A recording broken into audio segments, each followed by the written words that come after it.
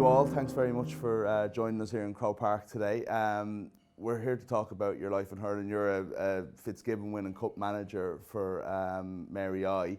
I always talk to people about their early memories in hurling and maybe like some of their heroes at home or something, but I'm just hearing that you were you weren't exactly raised in a hurling stronghold in your early days. No, I wasn't. I was brought up in Navan, and our club would have been the club just outside of Navan, the Wolf Tones. So I was actually brought up coming here to Croke Park to go to Leinster finals. The late great Tony McDonald from Wolf Tones would have brought me to a number of games here growing up, because his wife Betty would have been our babysitter / second mother. So kind of spent my early childhood coming here, and it was actually my hero growing up was Colm Kyle. So I could pick him. Apparently I was told by my mother. I was told Colm was great crack on nights out, but apparently a Scot in the field. So I kind of think I kind of picked my hero well. I used to go around with the number 5 on the back of my me jerseys. Do you know the old ones used to get it stitched into? Yeah. So I got it stitched into my jersey, and I kind of refused. I was told as well that in play school, or Neen, I think we were in the Gaeltacht kind of play school, and I refused to answer to any name other than Colm Kyle. I had a friend as well who wanted to be Tommy Dowd, so it was Colm and Tommy running around the play school, kind of wouldn't answer to our proper names. So yeah, grew up there, and would have been all football really, just mad football, and then we moved down to Cork around Christmas of '97.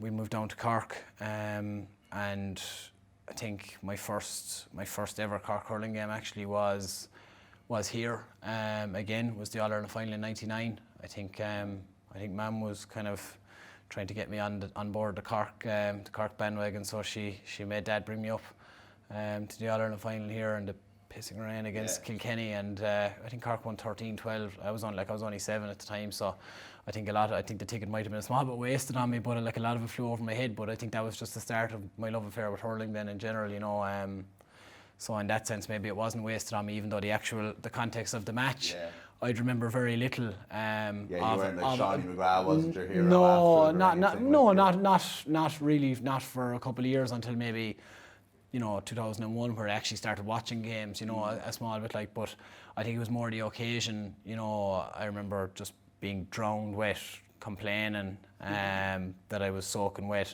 having to walk the length and breadth of Dublin to get back to the car in the pissing rain, complaining about that, and then kind of going into school on the Monday, and everyone was like, we were in a Gael school, so and I was just like, yeah, and they were all making such a big deal of it. And I realised I was like, oh, right, okay, and there's something to this, like, and that was actually a massive thing for me. And I think, after that, then I kind of, really kind of got the bug, like, really got into it, Yeah. So I was just, around the age of 14, and Kieran O'Driscoll, who would have been a massive kind of part of my sporting kind of development, like he'd have been a huge figure there. He told me basically at the age of 14, he just said, you're going to play dual minor for Cork. And I kind of just thought, because at that stage now I was really into the games. I think I was 14, was 2006, so I was just after kind of 3 years of coming up here every year for All-Ireland finals with Cork. The Cork were at their peak, so all that kind of came together as well at the time. Cork going well when I was really kind of starting to make decisions about how I was going to define myself as a sports person. The Cork hurlers were flying, so it was kind of like, that's what I want. Like, I want to be Jerry O'Connor midfield. I want to be, I want to be Ben O'Connor. I want to be one of them players. I wanted to be Jerry O'Connor. He was my favourite. I preferred him to Ben as well. It wasn't Wayne Sherlock or someone. Yeah, no. I had started to move up the field. But yeah, no, it was Jerry O'Connor was probably my favourite player on that Cork team, just because I don't know. I just loved him at midfield. I just thought, and I was a midfielder at the time, so I was kind of looking at him and kind of modelling myself on him and saying that's the kind of midfielder I want to be.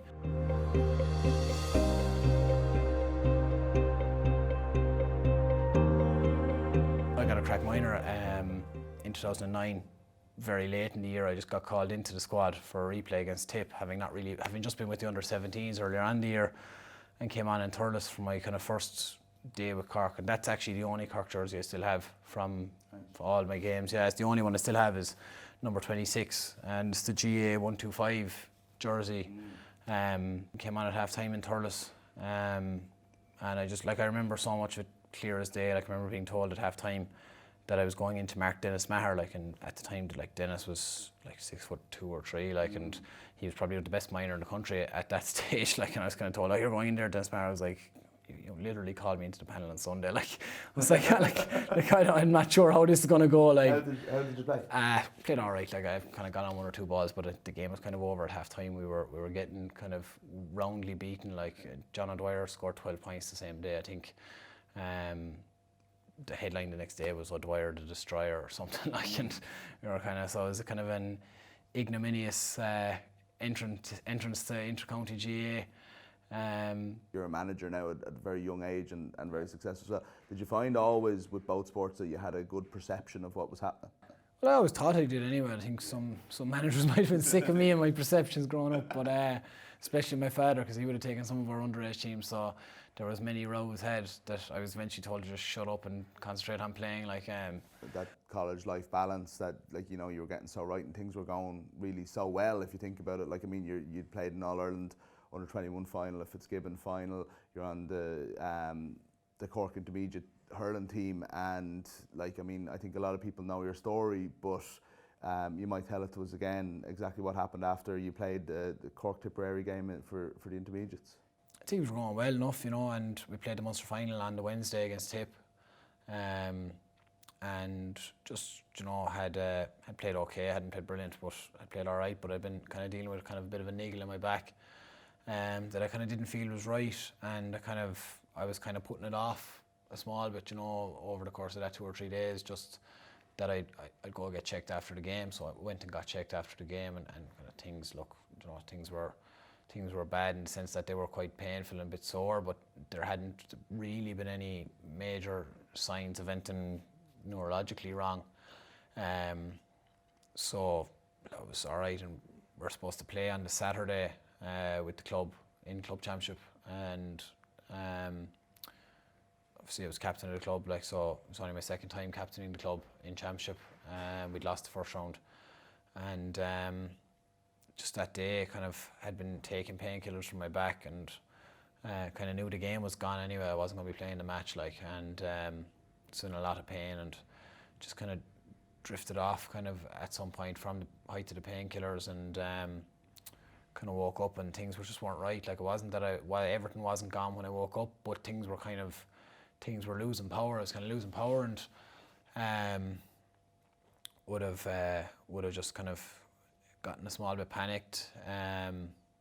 Wasn't sure if I'd been lying down just to try and take the pressure off my back, and wasn't sure if I needed to get up maybe and you know, try and get a bit of feeling through my legs or something like that. Your brain is kind of all over the place when you're in that position, like, and just went to get up, and my legs buckled underneath me, and I just kind of hit the floor inside my room.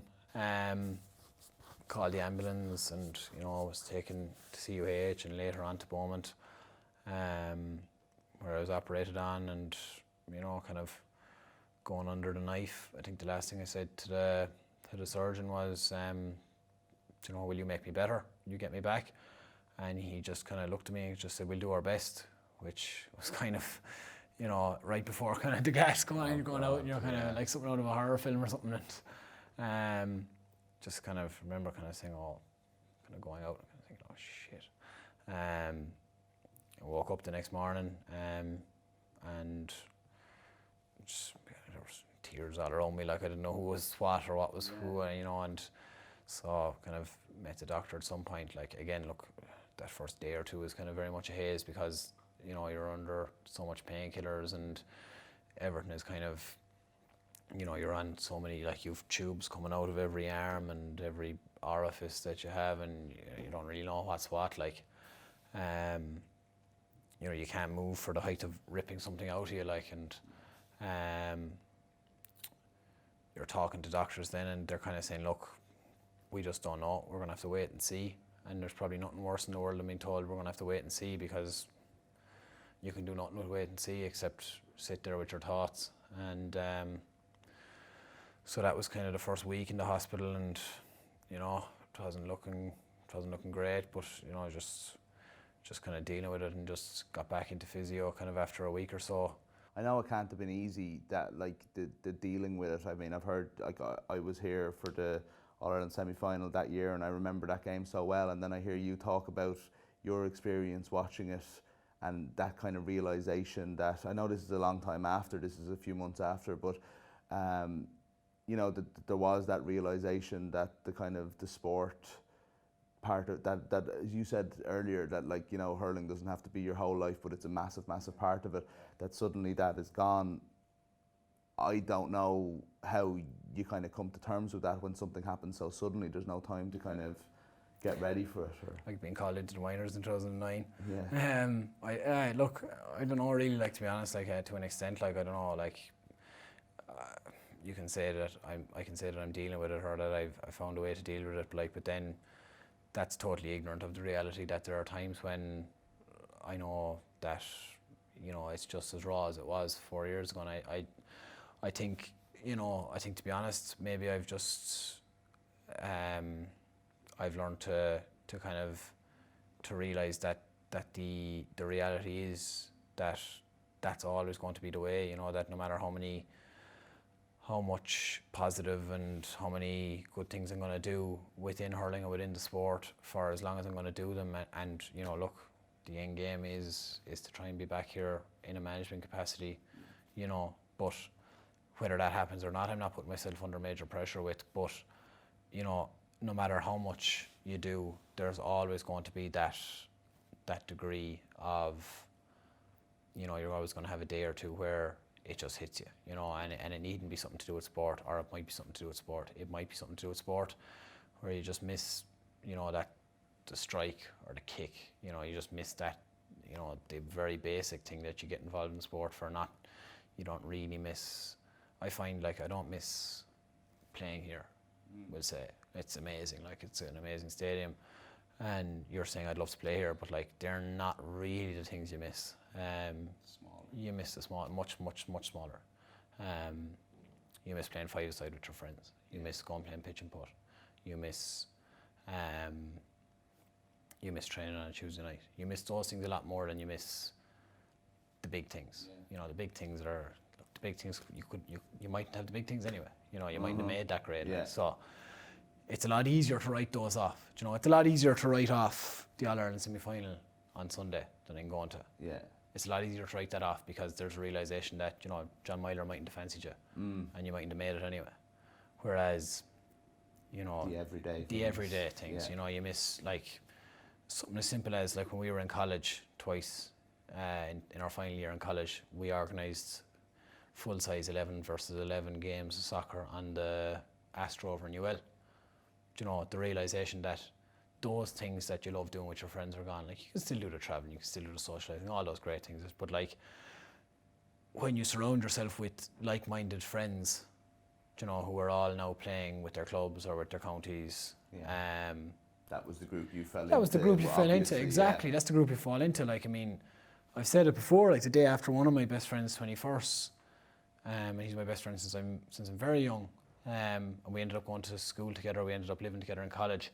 The next day, like, you know, the next day after 21st is kind of, everyone goes down to the pub for a cure. Like, we had an 11 versus 11 game of soccer of the college versus the home friends, and then we went to the pub. Like, but like, as in, that was the cure. Like, the cure was, we're going to go play a match now, then we'll go for 1 or 2 pints to get over last night, and, you know, then lads will, whatever, they'll go on about their home or they'll go out again, like, but so that was the way we were all inclined, like, and that's the way we are all inclined, all my friends. So, like, those are the kind of everyday things that you miss, I think, more so than the actual big occasions, like, you know, because, you know, the big occasions are just that, like, they're occasions, which means they're not really part of your everyday kind of consciousness, and you kind of tend to get lost in the big occasions.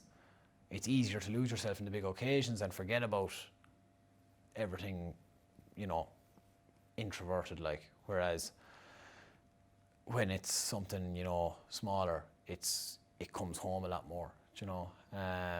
So I just think, you know, that side of, I think, dealing with it, like, is that, you know, there are lots of things that I've done to deal with it and get involved and get back involved and move on, and try to kind of, you know, and try to not live I suppose, like, you know, I'm talking about basically no matter what you do, there's always going to be that, maybe that small degree of kind of an asterisk beside things. But for me, like, that's kind of one of my few kind of mantras or mottos, is that I'm just going to try not to live with an asterisk, you know, in everything I do. Like, so, you know, if I'm going to, I've been to 2 FA Cup finals, been to Wembley 5 times, and, you know, I've kind of found myself starting when I'm there to be like, geez, this is great, but wouldn't it be great if you were on your feet thing? And then I have to stop and catch myself and say, this is May, you wouldn't be here if you're on your feet, so cop on.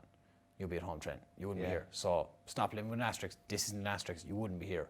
So get on with it. I was playing sports with an asterisk, I wasn't enjoying it, so I just said, right, I'm going to have to find a way to get involved in GA that's not going to leave me with a what if feeling. So I just thought, you know, get involved in management, because when I'm involved in management and I'm on the line now and I'm watching a game or I'm analysing a game and I'm making decisions on a game, I do it my way, do you know? I'll talk to the players, but not a whole pile. I'll talk to the players if they're near me. If they're the other side of the pitch, I just delegate. I just call selector in, say, go over and tell him this. Go over and tell him this. I never look at managers who are going up and down the line roaring and screaming at the ref and roaring and screaming at people and think, oh, I wish I could do that, because I never did that. I never had that experience of patrolling the sideline. Do you know? So I never... That's not your way. Exactly. It was never my way, so there's never going to be an asterisk, because I've only ever managed my way, this way. So I found a new way, like I found my way to get my message across, to delegate, to set, you know. And I'm quite quiet on the line, like, in terms of I'll get the messages out, like, but, you know, I personally think management, I think, you know, players are the ones inside the white lines. You should let them at it. Like, the pitch is for players, and the rest of us should just shut up and let them at it. Like.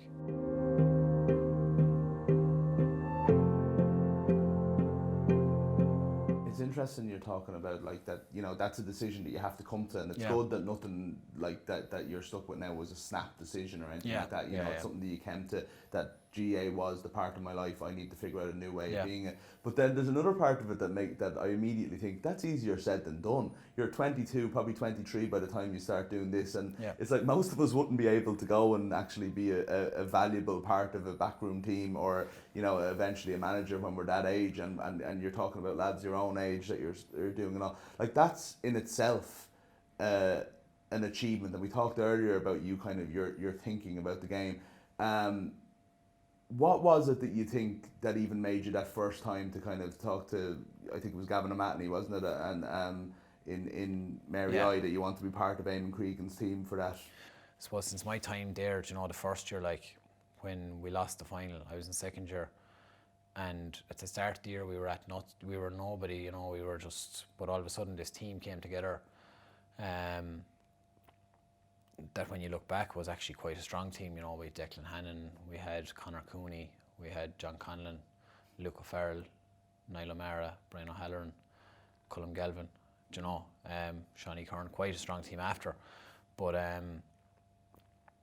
just the kind of, like, that year progressed in such a way that I really just began to believe in the Fitzgibbon Cup as it was everything that I had been told it was, you know. It was this fabled kind of thing, and it just kind of just developed this kind of obsession with it, you know, that I wanted Mary I to win a Fitzgibbon Cup, like, and, you know, like, I followed them the first year when I wasn't involved. Like, I went to all the games from hospital. Like, used to tell the physios, like I'm not gonna be here Thursday, I'm going down to Limerick to watch the match, I'll be back Friday, that's it, you know. Like, and I didn't miss, I'd say I missed a handful of sessions of physio because I was pretty diligent with it, but I think I missed like 5 sessions and 3 of them were Fitzgibbon games, you know, because that was like, I'm supporting the lads, that's it, like, and so that's before I was ever involved, like, and so, like, you know, the following year I kind of got to get involved, and you know, we got over the line after double extra time by 2 points. So I think, you know, look, if I contributed, if I was worth a point, then great. Like, you know, I've had helped in the end game, you know. And then Eamon retired, you know. He'd been there since the year I was born. So met Ciara Cregan, Eamon's daughter, who'd be the sports officer in Mary I. And I said, look, has anyone said anything about the job, or do you know who's going to be in charge next year? Kind of more thinking you know, whoever it is, I'd like to be involved again, like.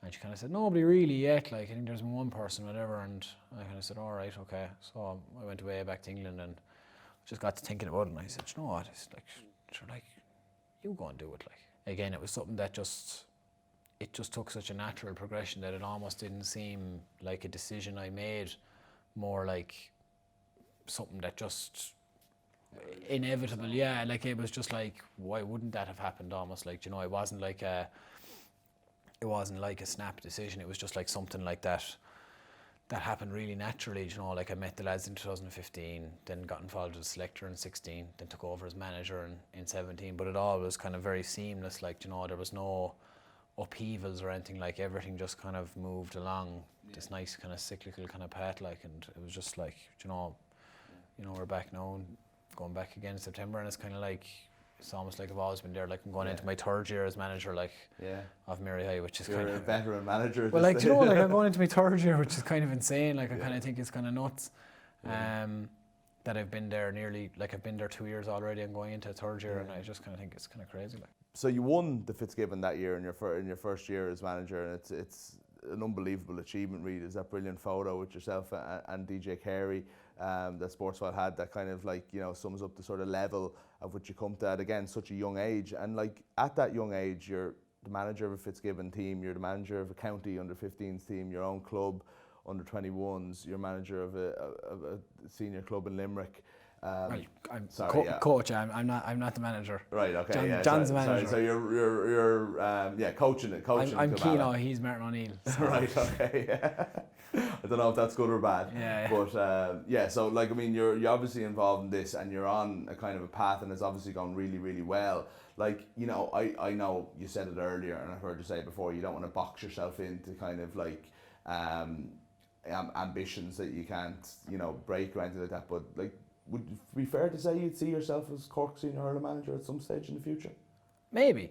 No, it doesn't have to happen, but, like, I mean, that's an ambition. Yeah, exactly. Like, Look, it doesn't have to happen. And I just think, like, you know, it's like the Highlander. Like, there can only be one. Like, you know. Yeah. Exactly. But you know, like, it's something that obviously is there. It's a long way down the tracks if it's going to happen.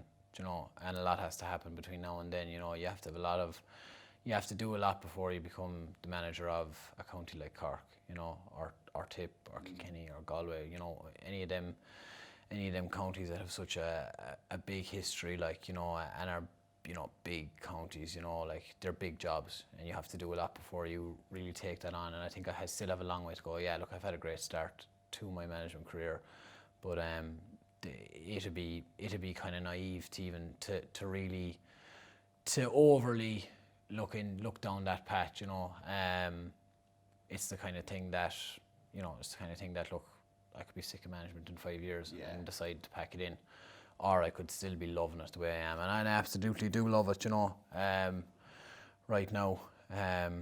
You love the game. I love the game. I love thinking about the game. I love talking about the game. Like, you know, this notion of, you know, some guys say, like, oh, you know, I don't want to talk about hurling. You know, it's like, I'll talk about hurling. I'd rather talk about hurling than anything else. I'd rather talk hurling all night for you.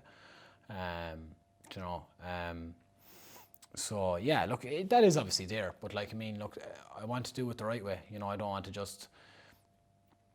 go into it and find I'm out of my depth. You know, I'd rather take my time with it. And, you know, with the Kilmallock job, you know, initially I went for the management position, and, you know, I had a coach in mind to have with me. He wasn't available, and I kind of just withdrew myself from the selection kind of process. Like, look, I mightn't have got it anyway. I think personally, I think John's the best man for the job regardless. Like, but afterwards, then they got back to me to say, you know, would you be interested in being part of John's team? And I said, yeah, I actually would. And just that step back has done me the world of good. I think, you know, while I've been able to plough ahead with other things and learn on a different path there, taking that slight step back with Kilmallock, which is still probably the biggest commitment I have at the moment, time-wise, and you know, it's the biggest, we'll say, job of the three of them, in that it's the senior club that we're looking to try and win a senior county title in Limerick. We're in a Pierce Cigar, you know, so that's a huge ask. It's a huge challenge. and it's one that I'm, like I said, look, I'm delighted the way it's panned out. And so in that sense, like, you know, we're talking about maybe managing the Cork seniors here one day, but right now I'm so glad that I'm number 2 in a big club, because I'm learning so much that maybe in 10 years time, if I'm managing the Cork seniors, I'd say that first year in Kilmallock was one of the formative experiences of my coaching career, and a massive one. You know, maybe in 10 years time I won't be doing that, but like, I think, you know, that's something that is there, but it's very much very far down the line. There's so much between now and then. Between right now and between that happening, there's a multitude. You know, there's so much has to happen between now and then, and it's going well. You know, I'm ticking boxes, but there's a lot more to be ticked. Yeah, and I learn it, but it's the journey that matters, exactly, rather than the destination. Yeah, exactly. Really enjoyed talking to you, and thanks so much for coming up. Thanks very much. Thanks. Thank you.